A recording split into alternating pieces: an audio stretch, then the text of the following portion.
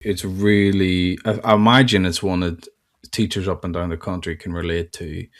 And it's also one that it brings the question to me is like, how reasonable is it to be relational in secondary schools? And obviously, it's something we want to achieve because we know, based on our episode with Andrew Curran around neurodevelopment and learning, we know relational approaches work. However, how realistic is it in a system whereby one teacher might have 100 to 150 students a week to build up relationships? I had a conversation with a teacher earlier in the week whereby they couldn't talk about being relational. It was all about their seating plan. And they just had a coded system on how to interact with those students. So whether if they were social and emotional needs, so prone, high conflict, prone to anger, she put a little S beside them. If they were on the spectrum, she put a little ND beside them. If they had a hall pass, she put a P beside their name.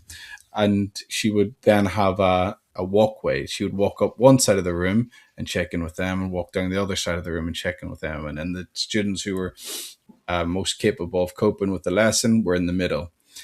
And I get why she did it. It's about managing the workload. And it raises the question, how much of this education system we're dealing with at the moment is down to teacher practice at the individual level, and how much is down to the workload is so heavy that they have to resort to their base systems. And in this case, it was a seating plan. What do you think? Yeah, it's all of that, Adam, isn't it? In many ways, there's the approach of there isn't one size fits all. The combination of the things you just spoke about for that teacher worked for them because of the personality and the vibe in the classroom. And it might not work for you or me if we tried the same thing. So the key thing is it's working out what works for you and what works for your microcosm. So every lesson a secondary school teacher teaches is a new microcosm, whereas a primary school has the same children in the same classroom all the time. Yeah, you can definitely get a more intimate relationship in a primary school, which arguably is needed because the nature of nurture based has to be adult to child at that level. It's just the Mhm. nature of development.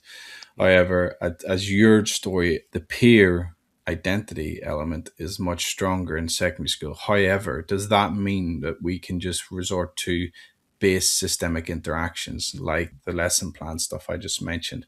Or does there need to be something softer within secondary school education that allows a relational approach to be embedded, but not to, it doesn't need to be the same level as a primary school teacher would do, does it?